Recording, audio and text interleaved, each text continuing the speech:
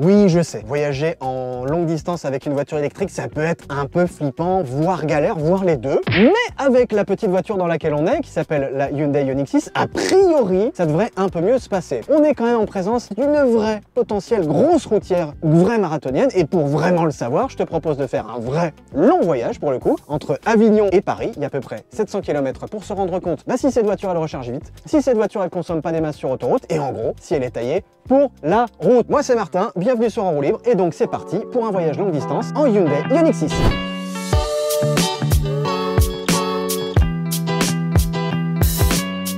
Nous avons donc un trajet qui nous fait 711 km et nous commençons notre trajet avec 89% de batterie chargée, soit une autonomie de 439 km. Niveau conditions climatiques, il fait 12 degrés dehors et comme tu le vois peut-être, il y a beaucoup de vent, en particulier dans la région d'Avignon. En ce moment, le Mistral est assez puissant. Évidemment, beaucoup d'autoroutes, quasiment que de l'autoroute. Dernier truc important, on remet le compteur à 0 pour avoir les consos. Nous voilà partis. Bon, et comme tu le vois, je ne suis pas au volant, c'est pas un pilote automatique. C'est un vrai monsieur qui s'appelle Nicolas Menuet qui bosse chez Challenge. Nicolas, c'est un grand spécialiste en particulier des charges de bagnole électrique. Salut Nico, merci de m'accompagner et puis même merci de m'avoir emmené dans ton idée de faire ce trip parce qu'à la base c'était toi qui voulais remonter la Ioniq 6 depuis Avignon jusqu'à Paris. Tu m'as dit, viens on se la remonte tous les deux. J'ai fait, ah ouais. Ce qui est très cool aussi, au-delà d'avoir Nicolas avec moi dans ce trip, c'est qu'on a la Ioniq 6 dans sa version, on va dire, la plus marathonienne possible. Parce qu'on est avec les plus petits pneus, les pneus en 18 qui sont censés garantir une autonomie toujours plus dingo. Et surtout, on n'est pas avec la version 4 roues motrices, mais avec la version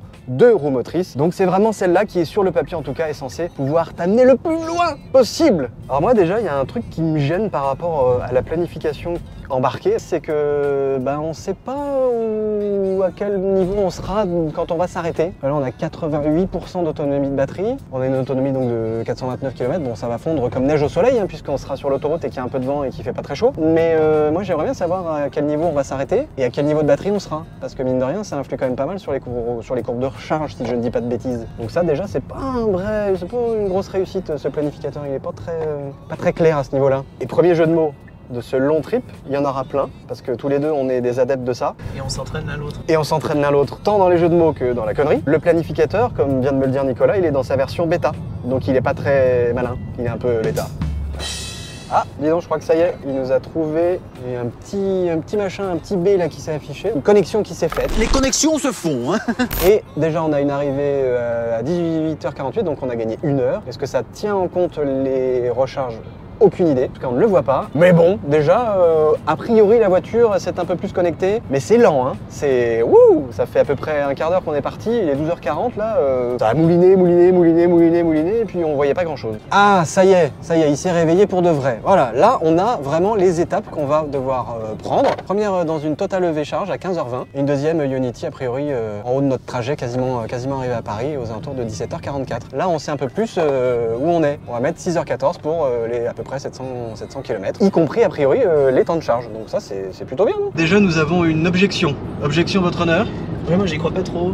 Pourquoi? Alors pas au temps d'arrivée parce que le temps d'arrivée me semble pas déconnant, mais je pense que la station à 300 km ça va être juste avec 83% d'autonomie et de l'autoroute qui s'annonce. Et de l'autoroute. On a fait un peu d'autoroute ce matin avec la Ioniq 6 et on s'est rendu compte qu'elle consommait aux alentours de 21, ce qui est pas mal du tout vu le gabarit de la bête. Donc toi t'es pas confiant sur le premier arrêt à 300 bornes? Non, moi le calcul que j'avais fait qui me semblait raisonnable, c'était de s'arrêter sur l'aire de Taponas, qui est une Ionity, qui est je crois...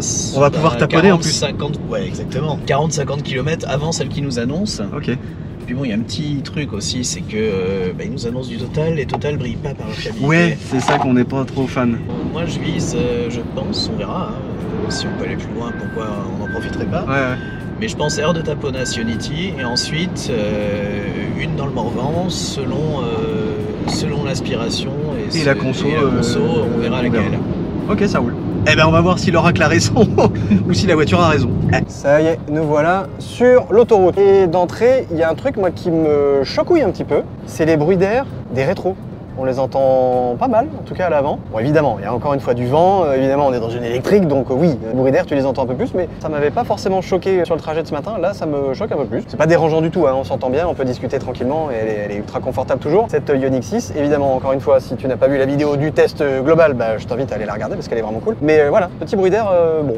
Un petit détail qui a son importance, on vient de remettre le compteur à 0. Enfin, il y a 2 compteurs, il y en a un qui est global sur toute la distance, et là, c'est le compteur que Nicolas a remis à l'instant, juste pour voir la consommation sur autoroute, parce que là, on va se caler aux alentours des 130 réglementaires, hein, donc 133 compteurs. Et donc là, bah écoute, on va se mettre au régulateur, avec le vent qu'on a toujours qui est présent, on voit les arbres qui turbinent dans tous les sens, et on va voir bah, la consommation. Avec cette vitesse-là, pour l'instant, bah voilà, ça fait même pas une minute qu'on l'a mis de borne, et on est déjà à 29 kWh. Mais ça va baisser, on est en montée de ouf et en plus on venait juste de le mettre. Alors on vient de se rendre compte, parce qu'on n'est pas très réveillé encore, qu'on est dans la finition vraiment d'entrée de gamme de cette Hyundai Ioniq 6, c'est la finition intuitive, donc c'est vraiment le bas de gamme qui coûte quand même 51 000 et des bananes d'euros. Mais par rapport à la finition exécutive qui est vraiment le haut de gamme, il y a quand même quasiment 10 000 balles d'écart. Et il y a quelques détails que moi je trouvais cool et qui sont pas là, et je suis un peu déçu. Premier truc que je trouve très étonnant, ça. Oh! Elle est où ma boîte à gants tiroir qui était trop cool? Et là il y a une boîte à gants limite d'un ennui mortifère, bon qui est pas mal non plus, hein, mais pourquoi il n'y a pas la même boîte à gants selon les finitions? C'est étonnant ça. Deuxième truc, mais ça ce sera à confirmer quand il fera un peu moins jour, j'ai l'impression qu'il n'y a pas tout l'éclairage d'ambiance un peu LED assez cool, bon un peu... Là il n'y a pas tout ce petit bandeau lumineux qui faisait un peu aussi le sel, le piquant de cette voiture quand il fait un peu sombre. Là il n'y a pas. Pourquoi? Il n'y a pas non plus, bon bah ça c'est logique, tu me diras, puisqu'on est sur une version d'entrée gamme, les sièges électriques, mais du coup qui sont, tu sais, réglables sur le côté là, où tes enfants peuvent s'amuser à te faire baisser de derrière ou avancer ou te faire des positions complètement dingo comme ça. Il n'y a pas non plus, dommage, parce que c'est quand même assez cool. On a des sièges aussi qui sont en tissu tout bête, qui font très bien le job. Ils sont un peu rêches, ouais, c'est pas bon. Oh, ça gratte, t'es un peu dur, c'est pas des papiers de verre non plus. Hein. On n'est pas en mini-jupe aujourd'hui. On n'est pas en mini-jupe aujourd'hui, c'est vrai que ça aurait pu gratouiller un poil. Et puis dernier truc qui apparaît que je trouve ça presque un peu mesquin, c'est là il y avait un chargeur de téléphone à induction. Alors ok évidemment t'as les chargeurs USB, USB-C dans tous les sens et tout, donc tu peux charger ton téléphone. Mais l'induction c'est quand même cool, ça va pas coûter bien cher. Pour une voiture à 50 000 balles, tu peux quand même la mettre de série partout, non? Et dis donc, ce serait pas l'heure d'un petit point consommation parce qu'on a fait 28 km sur autoroute, on va quand même voir à quel niveau ça s'est stabilisé. On regarde, on consomme 24,6 kWh au 100 km. Encore une fois dans des conditions un peu hardcore en termes de vent, même s'il n'y a pas énorme de dénivelé, où le vent vient de par là, donc on se le prend pleine face. Même si on a une voiture aérodynamique, tu sens qu'elle a un peu de mal. L'application Nicolas nous avait dit qu'on pourrait a priori taper l'aire de Taponas, qui est à peu près 185 km de là où on se trouve. Mais moi comme je suis un coquin, j'ai paramétré mon application ABRP, et je lui ai dit qu'on était à 59% de batterie, ce qui était le cas quand j'ai fait le calcul. Et donc, lui me dit, attention mon petit gars, évidemment, encore une fois, tu te doutes bien que la Ioniq 6, elle n'est pas encore dans l'application, mais on a utilisé une auto qui est très équivalente en termes de plateforme, de taille de batterie et de type de propulsion, puisque c'est une propulsion, la Kia EV6. Donc là, l'application me dit qu'on devra s'arrêter 3 fois. Une première fois à Saint-Rambert, qui serait un Ionity, on serait à 32% de batterie, on n'y resterait pas très longtemps, on y resterait 13 minutes. Ensuite, une Fastned qui nous ferait passer de 20 à 70, et ensuite, et c'est cette aire là qui nous gêne un petit peu, en tout cas Nicolas ça le gêne pas mal, c'est l'aire de Venoy Soleil Levant, qui a priori n'est pas une bande de ouf, qui devrait nous faire passer de 10 à 66%. Bon bref, on s'est demandé si on pouvait pas aller carrément jusqu'à Taponas d'un coup. Là, dans l'état actuel de la conso qui est aux alentours de 26,1, aux alentours de 26 kW, et donc en gros de la météo et de la déclivité du terrain, ça va être un peu juste, puisqu'on a une autonomie affichée de 254 km et que c'est à 185, mais il se pourrait que voilà, on n'arrive pas totalement à 254 quoi. Donc on va serrer un petit peu les fesses, on va voir dans la demi-heure qui suit et peut-être qu'on y arrivera, et sinon on suivra ce que nous a dit ABRP. Bon alors il y a l'application Nicolas, il y a ABRP, mais l'application qui nous intéresse le plus c'est le planificateur embarqué de la Ioniq 6. Est-ce que ça a changé? Regardons, puisque c'est elle qui devrait nous dire quand même, non. Elle nous dit non, moi la totale EV charge à 211 km, tu y seras dans 2 heures, ça tient la route par rapport à l'autonomie, par rapport à la conso, pas de souci. J'ai envie de dire, croyons l'automobile. Non, ça va pas le faire. Croyons pas l'automobile. Petit truc qui vient de se passer. Le planificateur interne, donc le GPS, vient de se dire oula, en fait, rapport à ta consommation qui est toujours aux alentours de 25 et des bananes et l'autonomie qui commence à baisser, je vais te recalculer, je vais te remettre une borne de recharge un peu plus près de toi. Regardons. Eh ouais, effectivement, on n'est plus sur... c'était quoi déjà? C'était une totale, exactement, pardon. Et là, on est sur une Fresh Mile Service qui est à 145 km. Donc voilà, il s'est un peu calmé au niveau du ratio entre l'autonomie qui nous restait et la distance qu'on avait à parcourir. Parce que là, on avait une petite marge de 50 bandes, c'était pas énorme. Donc voilà, là, on prend un peu plus de marge de sécurité. Mais ce qui est peut-être embêtant, c'est que la Fresh Mile, je sais pas exactement où elle est. Et tu vois, ça nous dit pas exactement où elle est. Si tu cliques dessus, ça marche pas. Si tu cliques dessus, ça marche pas. Je sais pas. On sait pas si ça nous envoie en dehors de l'autoroute ou pas, mais a priori... c'est en dehors de l'autoroute. Et ça, c'est un peu emmerdant. Et donc, il y a vraiment un conflit de planificateur. Mais vraiment, parce que le planificateur interne de la voiture nous dit soyez prudent quand même, parce qu'il y a rapport à ce que voilà. Et le planificateur de là, il dit non, taponas, ça passe. Et le planificateur ABRP, qu'est-ce qu'il dit? Bon, bah alors c'est un peu bizarre parce que ABRP, la première fois que je l'avais fait en remettant à jour l'autonomie de la voiture, m'avait dit oh ouais, comme Nicolas, ça passe, tu peux aller à l'air de taponas, t'auras juste 5% d'autonomie, donc t'auras une belle courbe de charge, ça c'est cool. Mais après il s'est ravisé. Il a dit oh en fait non, ça Rambert toujours en Unity, t'auras 31%, donc ça voudrait dire qu'il nous fait arrêter dans pas longtemps, 45 minutes. Mais ce personnage-là a dit non, ça passe. Ça passe ou ça casse. Déjà, taponas, ça passe. Ouais, parce que c'est une bonne rime, c'est rigolo.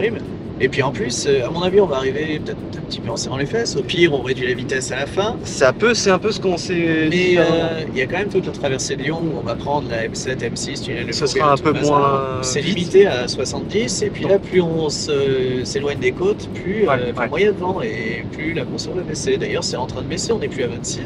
On est à 25,6. Et ça n'arrête pas de baisser tout doucement, mais sûrement. Donc bon, en gros, on devrait être ras la gueule, mais ça devrait passer. Ça passe quand même. J'ai déjà fait pire. Le planificateur interne, on le croit pas. ABRP, trop prudent. C'est une tête brûlée, lui, quand même. Allons-y, taponas. Mon record, c'est 8 km à 0% de batterie. Donc on peut tenter un record du monde avec la Ioniq 6. Et a priori, c'est une marathonienne, donc faut y aller jusqu'au bout. Ouais. A few moments later. Une décision très importante vient d'être prise par la collectivité. On s'est dit quand même qu'on veut aller à Taponas. Mais on n'est pas méga serein parce qu'il y a 2-3 grosses montées qui nous ont fait un peu grimper la conso. Là, on est à un poil redescendu parce que on est redescendu au sens propre du terme. On est à 24,9. Il nous reste 33% d'autonomie de batterie, soit une autonomie de 127 km. Et je crois que Taponas est aux alentours des 122 km de notre position. Donc, on s'est dit qu'on allait suivre les indications de la bête. On va s'arrêter, mais genre on va s'arrêter 2 minutes. Le temps de remonter.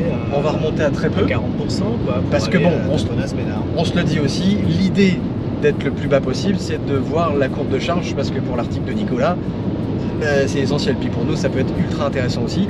Donc l'idée, c'est vraiment d'arriver à une borne de recharge rapide, dont on est sûr qu'elle est vraiment rapide et qu'elle est bonne, à celle de Taponas en particulier, en étant le plus bas possible. Donc là, on va pas faire les gogoles, hein, on va pas aller jusqu'au bout de notre connerie. On va quand même assurer le coup. On se recharge un minimum, vraiment minimum, pour aller jusqu'à Taponas tranquille. Et comme ça, après, on sera assez bas et on pourra avoir la courbe de charge effective. Et voilà donc l'aire de Saint-Rambert d'Albon qui s'offre à nous et qui va nous offrir une charge en mode pit stop. On va faire un pit stop électrique. Je craque. Donc là, on se fait vraiment une recharge, mais express de chez Express. C'est vraiment pour faire notre petit saut de puce pour être certain d'arriver à cette aire de Taponas.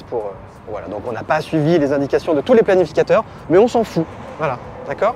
Tu nous excuses? Alors, crac. On ouvre le truc, on met le pistoproute. Connecteur connecté, la cartos, ça a l'air de fonctionner. Établissement de la communication, c'est toujours le petit suspense. Moi j'ai toujours un petit suspense qui m'agace. Mais a priori, ça devrait pas trop mal se bidouiller pour notre pit stop. Je sais, ça n'a rien à voir avec la Ioniq 6, mais moi je trouve que les Polestar, franchement, elles ont vraiment de la gueule. Qu'est-ce que t'en dis? Dis-moi en commentaire ce que t'en penses toi, par rapport à cette belle voiture-là quand même, qui nous accueille, qui nous fait plaisir. Alors, la charge est lancée. On prend combien là? 55 kW. On est à 33% de batterie. On prend déjà 118. Bon, ça se stabilise a priori à 117, 118 quoi. On est assez haut quand même en batterie, donc bon. Elle est censée prendre combien? 230 en crête? 230 au max, mais en général, vraiment si tu branches à 10%. C'est pour ça qu'on cherche à être le plus bas possible sur la batterie pour avoir cette crête de charge la plus importante possible pour voir que cette Ioniq 6 là charge fort. Et l'intérêt c'est de savoir combien de temps elle charge fort. Ben, regardons ce que la voiture nous dit à l'intérieur. Crac! Donc là on prend 119 kW, 120, c'est en train de grimper un peu. Il nous faudrait 18 minutes pour les 80% puisqu'on est à 35 et 42 minutes pour les 100%. Mais là on n'est vraiment pas dans l'optimum de la courbe de charge. Hop, voilà, bon, on est à 42%, on n'a pas besoin de beaucoup plus, donc on a arrêté la charge, on ferme notre petite trappe et on est reparti vers cette fameuse aire de Taponas où on va être sous les 10% pour pouvoir enfin avoir cette crête de charge de ouf de 232 annoncée. On va voir si c'est le cas ou pas. L'important dans le road trip, c'est l'alimentation. Pour être un bon marathonien, il faut manger des pâtes. T'as mangé tes pâtes? Ouais. Bon, voilà, c'est bon. Moi je mange mes pâtes parce que sinon je défaille. Donc c'est un peu non, faut pas. Voilà. Il y a des burgers à Taponas? Burger King. Mais c'est ça qu'il fallait me dire depuis le début. Bah ouais, les vrais marathoniens devraient. Pâtes et burger. Pas de beurre. Taponas, nous voilà. Ah, l'instant que tu attendais depuis le début de ce road trip, l'instant péage. Parce que oui, on a une voiture électrique qui ne fait que 225, mais qui tabasse quand même un peu. La preuve. Hi-ha 102, 111, 120, 130. Voilà. Et on est à peine sorti du péage. Bon, mine de rien, on se rapproche de Lyon. Tu vois, on est sur les bords du Rhône, voilà, dans ce coin-là. Et je crois que le moment est venu d'un très important point consommation. Nous affichons une consommation, messieurs, madame, de 23,9 kWh au 100 km. Il y a un poil moins de vent par ici, c'est un poil plus plat. En même temps, on est limité aussi un peu à 110 depuis quelques temps, donc forcément, la conso baisse. Et une donnée qui est encore plus intéressante, quand tu recharges, il y a une des données de distance qui se remet à 0. Donc en gros, là, depuis 23 minutes et à peu près 44 km qu'on a rechargé, tu sais, on a fait notre petite recharge rapidos pour aller à l'aire de Taponas pour manger des burgers, hein. Et bien mine de rien, c'est là où tu te rends compte que le vent et les conditions de circulation au sens dénivelé jouent énorme sur la conso, puisqu'on est à 21,3 kWh, alors que sur le long terme depuis le début, on est à 23,9, donc on est à quasiment 1,8, 1,9 kWh en moins depuis qu'on a rechargé, alors que c'est plutôt plat et surtout qu'il y a moins de vent. Regardez donc ce que la voiture vient de nous afficher depuis quelques minutes. R2, R de quoi? De Taponas. Ouais, attends, on l'a un peu aidé, on a rechargé. Oui. Mais quand même, le recalcul a été un petit poil lambounet. Mais le recalcul a été fait. Et donc, nous allons enfin pouvoir manger des burgers aux pâtes. Tiens, tiens, que vois-je poindre à l'horizon? Non, pas le fessier de Robinson, mais plutôt son péage. Et qui dit péage dit... Démarrage. Voilà, il l'a. Oh la vache. Je me suis fait un peu surprendre comme un andouille. Voilà. Bon, et Nicolas, toi qui as un poil beaucoup plus l'habitude que moi d'avoir des électriques, et en particulier des électriques bien énervées, cette Ioniq 6 là, moi je la trouve pas déconnante en termes de puissance, mais elle se situe où en termes de jus, de réactivité, pas de sportivité, mais tu vois, dans la moyenne, on va dire, la bonne moyenne, parce qu'il y a 225 chevaux, mais il faut rapporter au poids, je pense qu'on est entre une 8 et une 9 tonnes. Ouais. Le rapport poids-puissance, en fait, c'est celui d'une Clio 120 chevaux. Donc c'est pas nul, quoi. C'est pas nul. C'est pas ouf. Mais c'est pas nul. Mais c'est pas nul. C'est bien, mais pas top. Voilà. Et comme c'est un peu lissé, un peu linéaire, on a l'impression que ça tabasse. Sensation de ouf. Ouais. Mais c'est le démarrage qui est... Et bon, en même temps, justement, tu parlais de la Model S-Plaid, j'ai viens de rendre une Model S-Plaid pour passer à celle-ci. Ça doit être un autre monde. Donc, du coup, oui, t'as l'impression que je suis légèrement dépaysé. Ouais, enfin 1000 chevaux contre 225, quoi. En gros, en équivalent. Donc forcément, on parle pas du même genre de jus dans la gueule. Moi, je trouve objectivement, pour une utilisation de tous les jours et pour monsieur tout le monde, qui se dit, tiens, je veux une électrique pour aller en longue distance, et voilà, c'est amplement suffisant pour avoir des bonnes reprises un peu partout et te faire même un peu plaisir. Enfin, je trouve. Ouais. Après, et par contre, si on veut se faire plaisir, la Tesla Model 3 grande autonomie, c'est au même prix. Et je crois que ça fait dans les 350-400 chevaux. À vous de choisir. C'est votre problème, c'est pas le nôtre. Nous, on teste la marathonienne. Il est 15h15, messieurs, dames. C'est une heure très importante car nous approchons enfin de la fameuse aire de Taponas. Il nous reste 62 km d'autonomie, 17% de batterie. On a encore 2 bornes à faire, donc on va tourner aux alentours de 12-15%. Donc en gros, vu qu'on a rajouté 10%, on aurait pu le faire d'un trait et pas s'arrêter. Mais j'avais raison dès le départ. Quand tu disais Taponas, ça oui, ok, ça passe. T'avais raison, ok, t'avais raison. Taponas, ça passe crème. Maintenant on va s'arrêter et on va essayer de charger à bloc de ouf. Au moins jusqu'à 80%. Jusqu'à 80% exactement. Parce que le but c'est pas de perdre de temps. D'une pour pas perdre de temps, parce qu'à partir de 80%, la courbe de charge tombe. Bon, on n'a pas intérêt à recharger au-delà de 80%. On devrait arriver à l'aire de Taponas qui est dans 300 mètres, ne la rate pas. Oh, l'aire de Taponas, on a failli l'oublier, dis donc. Bien joué, tu vois, à force de faire les marioles, l'aire de Taponas, on a failli se la taponasser. On est reparti, on ouvre la petite trappe, on prend comme d'habitude le gros pistolet. Ça ne change pas beaucoup. On enlève évidemment le petit bitonio parce qu'on est sur du grosse prise de foufou. On prend notre petit badge qui va bien, crac, connexion ok, ça vérifie. Autorisation confirmée, pas trop de suspense, ça c'est cool, ça change un peu par rapport à mes précédentes expériences. J'aime bien ce bruit. Ouais, c'est sympa.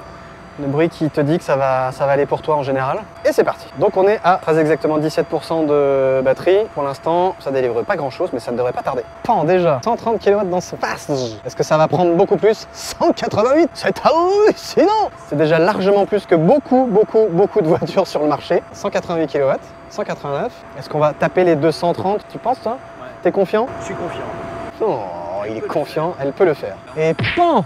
230 kW à 35%, ça y est, on atteint quasiment le pic de charge de cette voiture. 230 kW, c'est énorme, c'est ouf, la folie, c'est la folie douce.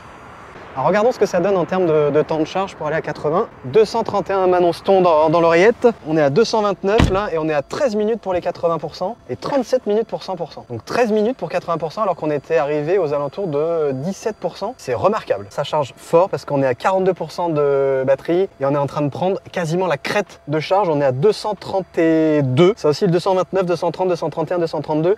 Juste ici, regarde, tu vois là.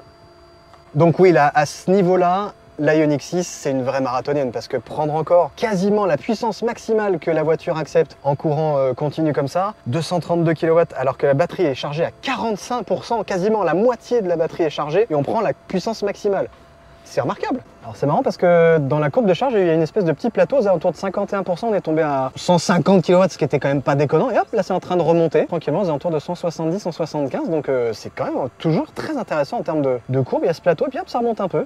Bon allez, il est temps, on est à 86%, tu vois, là on prend plus que 69%, donc on va dire qu'on va faire stop. Là, ça n'a plus beaucoup d'intérêt pour nous, donc on va remettre notre petit pistolet, on va remettre notre petite trappe, et on va repartir tranquillement, parce qu'on n'a pas que ça à foutre. Bon, après une pause bien méritée, parce que quand même c'est bien joli de recharger les bêtes, mais il faut quand même que les gens se rechargent aussi, donc, ou se déchargent de quelques fluides divers et variés. On est prêt à repartir. Donc, on a rechargé à combien? Démarrons la bête. Il n'arrête pas de sonner, c'est insupportable, arrête de sonner. T'as d'ailleurs, petit détail qui tue, avant que je redémarre, à chaque fois que tu redémarres, la voiture n'arrête pas de sonner dès que tu dépasses la vitesse limite. C'est une bonne chose, parce que quand tu vas trop vite, ça te le dit.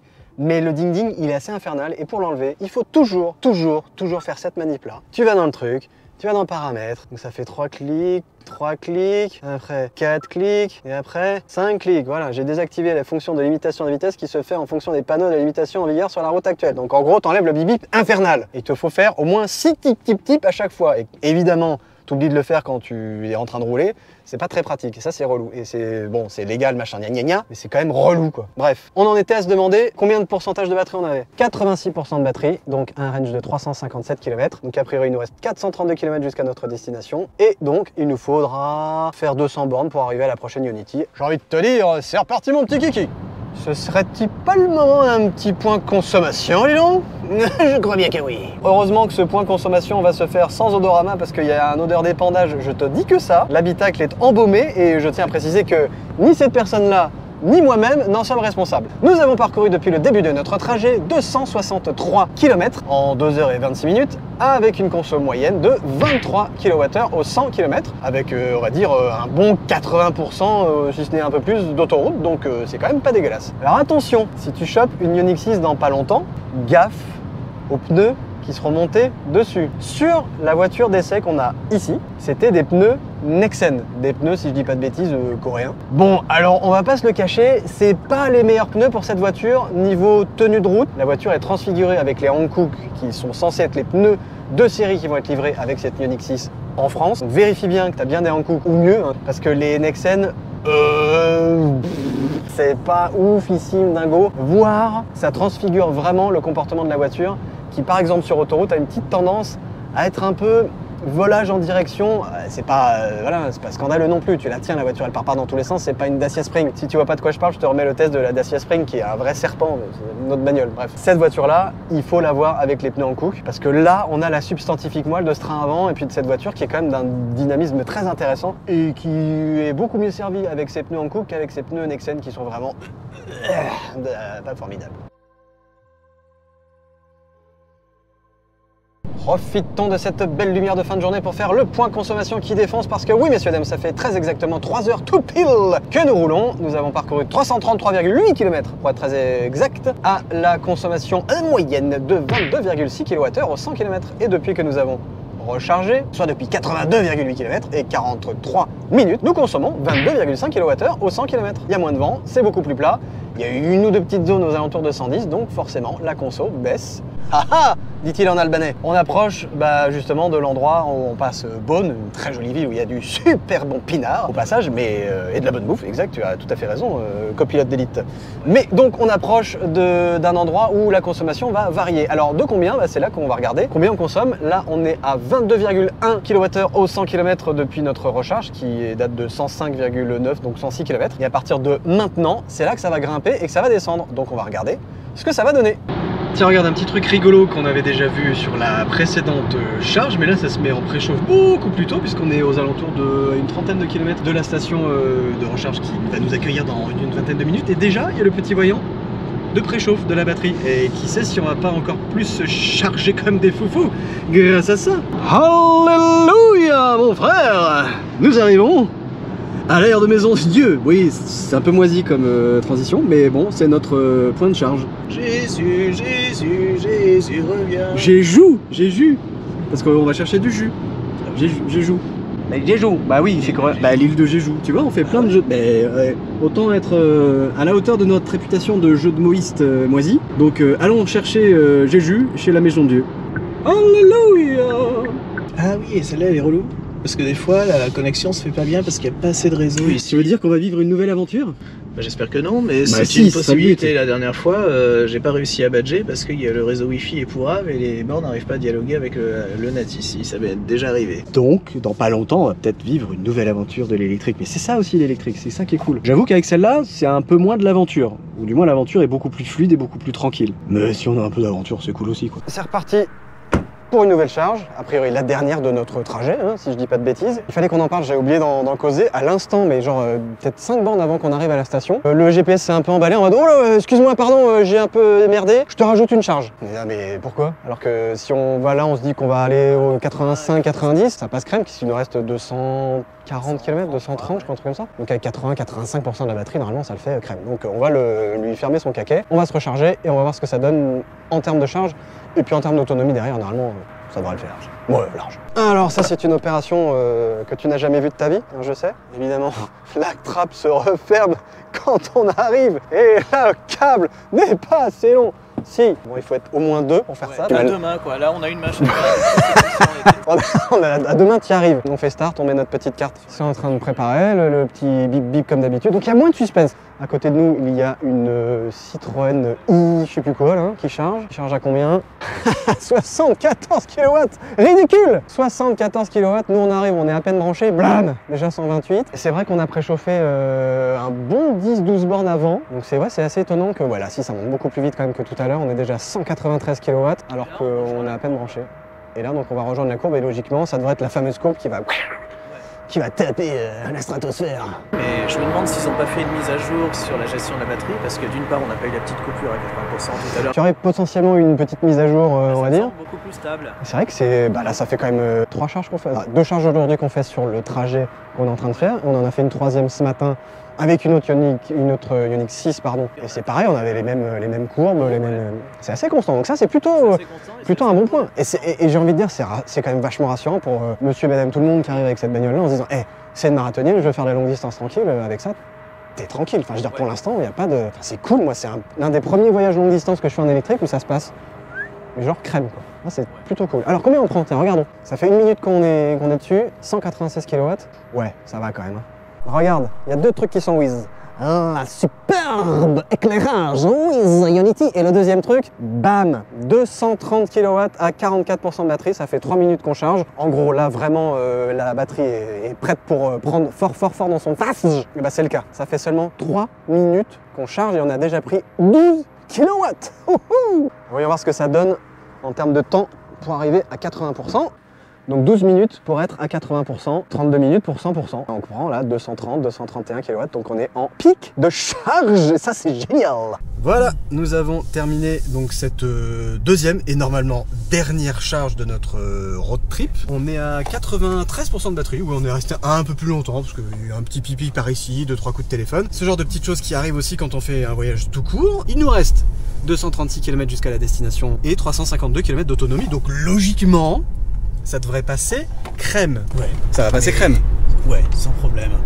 Il fait nuit noire, hein, désolé j'ai allumé la torche, c'est pas du plus bel effet, mais on va quand même se faire un petit point consommation. 21,8 depuis la recharge, donc ça c'est vachement bien. Bon, là on se retrouve sur un relief on va dire un peu plus plat, enfin il se passe pas grand chose, et il n'y a plus du tout de vent quoi. Non c'est ça, donc on peut dire que c'est la vraie conso sur autoroute. Donc vraie conso aux alentours de 22,4 c'est depuis le début. 22,4 ça c'est depuis le début, depuis on est rentré sur l'autoroute. 22,4 depuis 585 km et depuis la recharge redis-moi. Depuis 21,9. 21,9 donc la conso sur autoroute de cette bagnole va se situer aux alentours de 22. Ouais. C'est pas mal. C'est pas mal du tout. Là, il y a une petite différence par rapport à le V6. On retrouve l'écart avec le WLTP où la mesure sur cycle, je crois que c'est à peu près 10% d'écart entre une Kia V6 et cette Ioniq 6 qui a la même plateforme, donc, la même motorisation. Donc tu veux dire que la WLTP est même cohérente par rapport à ça? Ouais, c'est ça. Ah, c'est cool ça. Moi j'étais plutôt à 25 moi sur le même trajet avec le V6, 24-25 et là on est aux alentours de 21-22. Donc c'est tout à fait cohérent, sachant qu'on s'est en plus bouffé du Mistral au début que j'avais pas eu avec le V6. Donc pour cette plateforme, c'est vachement mieux, on va dire. C'est vachement bien, ouais. C'est la meilleure des marathoniennes de cette plateforme partagée avec la Ioniq 5 et la Kia V6. Voilà. Ensuite, on n'est pas tout à fait encore au niveau d'une Tesla Model 3. Une Model 3, on tourne plutôt aux alentours de 18-19 avec une batterie qui est d'une taille à peu près équivalente. Ouais, donc tu vas plus loin. Donc tu vas plus loin et tu recharges un peu moins vite en Tesla. Bon, bah ça se compense peut-être, ça se trouve. En fait, ça va dépendre du trajet. Ouais. Et surtout des bandes dispo, parce que les bandes Tesla, c'est un petit peu mieux réparti que les bandes Unity et autres. On a fait le choix de prendre que du 800 volts pour vraiment maximiser le temps de charge. Ouais. Donc on a eu des arrêts de charge très courts, mais en Tesla, tu peux encore mieux optimiser. Ça nous confirme donc que pour toute cette plateforme-là, partagée avec la Ioniq 5, avec le V6, celle-là, c'est la vraie grosse marathonienne de toute la famille. C'est ça, sur 700 km, on a fait entre 35 et 40 minutes d'arrêt nécessaires pour rouler. Donc franchement, moi, objectivement, moi qui suis pas un grand spécialiste, enfin je ne fais pas autant de voyages électriques, en tout cas longue distance que toi, pour les 2 ou 3 que j'avais fait avant, celui-là c'est celui qui se passe le plus, mais alors crème, il se passe rien. Enfin, je veux dire, les arrêts, on a presque à peine le temps de trop s'arrêter. Qu'il faut déjà repartir parce qu'on est déjà trop en charge, donc c'est plutôt cool. Non, c'est vraiment plutôt très encourageant et très agréable quoi. Et j'ai l'impression qu'il y a aussi un vrai progrès au niveau de la gestion de charge, qu'ils ont dû peut-être un peu de recul maintenant depuis un an que sont vendus les modèles sur cette plateforme et que du coup l'électronique est moins chatouilleuse et qu'on retrouve la même charge d'une session à l'autre, ce qui n'était pas le cas avant où on avait des fois des surprises avec des temps de charge vachement allongés, on ne savait pas trop pourquoi.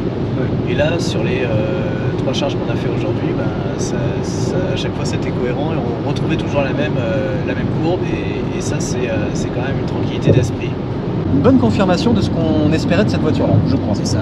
Pour moi, c'est voir un peu mieux que ce qu'on espérait parce que... Voir un peu mieux, dit-il, t'imagines? Ouais. Oh, c'est quand même un peu bizarre de pas avoir du tout d'éclairage dans l'habitacle. Il n'y a aucune LED de rien du tout. Il n'y a aucun éclairage, même pas une petite... Tu vois rien, donc tu as des grands vide-poches, hein, ça c'est super. Mais si t'as pas une lumière comme celle qui t'éclaire là, tu vois rien, mais genre rien. Et en plus tout est noir, et noir sur noir, il n'y a plus d'espoir. Et vu qu'il n'y a pas de lumière, on voit rien du tout. C'est quand même pas Wiz. Non, c'est pas Wiz du tout, même si il y avait une version qui était Wiz. Ah oui, Voilà, c'est tout à fait vrai. Et c'est ça qui est cool dans les versions un peu plus upgradées de la Ioniq 6, c'est les éclairages d'ambiance, que tu peux trouver un peu gadget, un peu genre c'est un peu moche, machin bidule. Mais en fait non, c'est peut-être un peu moche parfois, tu peux le personnaliser, mais c'est quand même pratique. Ce sera peut-être un détail pour vous, mais pour nous ça veut dire beaucoup. C'est quoi ça? On est dans une bagnole ultra chiadée en termes de design. Pourquoi on a une sorte de... Ouais, c'est vrai que t'avais raison Nico, on dirait un peu une i7 derrière. Qu'une i7, ouais. Voilà. Et l'avant que j'aurais pu dessiner quoi. Un peu les voitures, tu sais, et puis pour les crédits conso, il faut partir à connaître. Ah oui, c'est ça. C'est dommage, parce que bon, tout est plutôt pas trop mal fichu, esthétiquement parlant. Les graphismes sont assez jolis, ouais. Pas mal. Alors qu'on a une voiture qui est ultra jolie. C'est gâché. C'est gâchis ça, dommage. Ah, dit-il en albanais une nouvelle fois. Il m'a semblé voir au loin poindre les tours de la Défense et la Tour Eiffel. Donc oui, on est arrivé en région parisienne et donc on est sorti de notre cycle autoroutier. Et je pense que là, mon bon Nicolas, on peut se faire vraiment le point conso sur l'autoroute. Les infos qu'on a accumulées, là, les 658,9 km, là c'est toi qui as remis le truc à zéro quand on est arrivé sur l'autoroute. Donc on a fait en gros 50 bornes, on avait fait un petit 25 bornes avant et là on va faire 25 bornes après pour faire les 700 et les de kilomètres km entre Avignon et Nanterre. Et donc on a une conso de 21,8 et 21,8 sur 660 bornes. Donc oui, on peut le confirmer maintenant pour de vrai. Cette Ioniq 6, elle fait partie des vraies marathoniennes électriques. Si tu avais à la résumer en 2-3 mots, toi, qu'est-ce qui t'a plu, Nicolas, dans cette bagnole-là, et qu'est-ce que tu retiens en gros? Moi j'adore le look déjà, alors Ouais. c'est con parce que c'est pas le cœur des débats. Mais, Ceci dit, oui et non, parce que le look il participe à l'aéro et au côté un peu, on va dire, efficient de la bagnole par rapport à la Ioniq 5, donc quand même. Vraiment ça, et puis il y a un comportement routier. Alors on parlait des pneus tout à l'heure, si Ouais, on a les ouais. pneus en cook, C'est mieux. c'est mieux. Et C'est même pas- indispensable. C'est pas seulement mieux, c'est vachement bien. Ouais.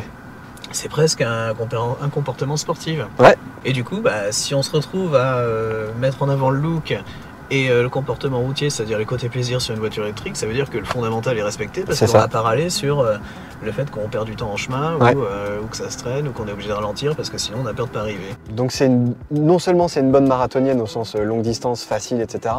Mais ce point négatif de l'électrique longue distance qui pouvait se retrouver sur certaines bagnoles, je pense à la Mégane E-Tech malheureusement, qui pour moi est une super caisse agréable, mais en long voyage, je m'en suis rendu compte dans l'essai que j'avais fait de 1600 km, c'était beaucoup moins facile et beaucoup moins serein qu'avec ce genre de plateforme-là, donc il n'y a pas photo. Je vais remercier beaucoup Nicolas de m'avoir accompagné et supporté au sens large du terme dans tout ce trajet. N'oubliez pas d'aller jeter un œil sur Challenge, tant le papier que le site web, parce qu'il y a énormément de papier, pas seulement écrit par Nicolas, si je dis pas de bêtises, mais t'en écris quand même beaucoup, et des essais, des comparatifs, et en particulier de cette voiture-là. Donc si vous voulez retrouver l'essai un peu plus détaillé avec l'œil de Nicolas, ruez-vous sur Challenge, tant sur le web que sur papier, franchement, ça vaut le coup d'œil. Tant qu'à faire, n'hésitez pas à aller voir, si vous ne l'avez pas vu, l'essai global de la Ioniq 6, c'est la vidéo que je vous mets là, et d'ici le prochain test, portez-vous bien, à la prochaine les gars, à plus, ciao! Salut!